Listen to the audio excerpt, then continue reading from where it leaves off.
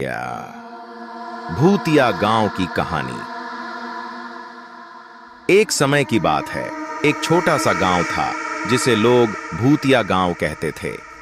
यह गांव घने जंगलों और ऊंची पहाड़ियों के बीच स्थित था। गांव की सुंदरता और शांत वातावरण में कुछ खास बात थी, लेकिन गांव वाले हमेशा दहशत में रहते थे। लोग कहते थे कि गांव में रात के समय अजीब अजीब घटनाएं होती थीं, और कई लोग तो दावा करते थे कि गांव में भूत प्रेत का वास है। गांव की रातें अक्सर अंधेरे और सन्नाटे में डूबी रहती थीं। गांव के लोग रात के समय घर से बाहर निकलने से डरते थे। कई बार गांव वालों ने अजीब आवाजें सुनी, जैसे कोई चीख पुकार, हंसी या कदमों की आवाज। लेकिन जब वे बाहर निकलते थे तो वहां कोई नहीं मिलता था। इसके कारण गांव में एक डर का माहौल बन गया था। एक दिन गांव में एक युवा पत्रकार आदित्य, जो कि भूतिया गांव की रहस्यमय कहानियों के बारे में जानना चाहता था, आया।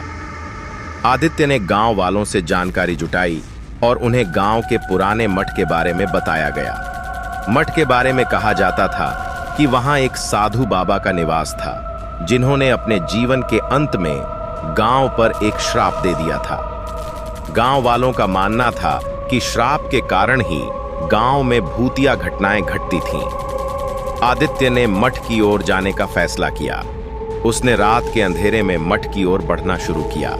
मठ का द्वार पुराना और खंडहर था, और अंदर जाने पर उसे अजीब सी ठंडक और एक अनदेखी शक्ति का एहसास हुआ। आदित्य ने मठ के अंदर जाकर वहां की स्थिति का निरीक्षण किया। उसे वहां एक पुराना पुस्तकालय मिला, जिसमें कई पुराने ग्रंथ और लेख थे। आदित्य ने एक पुरानी पुस्तक को खोला और उसमें लिखा पाया कि साधु बाबा ने श्राप नहीं दिया था, बल्कि उन्होंने गांव के लोगों को एक संदेश छोड़ने की कोशिश की थी। पुस्तक में लिखा था कि साधु बाबा ने गांव में व्याप्त अंधविश्वास और बुराई को दूर करने के लिए एक चेतावनी दी थी, लेकिन गांव वाले इस चेतावनी को समझ नहीं पाए, और समय के साथ गांव में अंधविश्वास और डर ने जड़ें जमा लीं। आदित्य ने यह सच्चाई गांव वालों को बताने का निर्णय लिया। अगले दिन आदित्य ने गांव वालों को मठ में मिली पुस्तक का संदेश सुनाया। गांव वालों को समझ में आया कि उनकी समस्याओं का समाधान अंधविश्वास और डर को त्यागने में है। उन्होंने मिलकर मठ की साफ सफाई की और गांव में शिक्षा और जागरूकता फैलाने का प्रयास किया। धीरे धीरे गांव में अंधविश्वास और डर कम हुआ। लोग खुशहाल रहने लगे और भूतिया गांव की कहानी एक नई दिशा की ओर मुड़ी।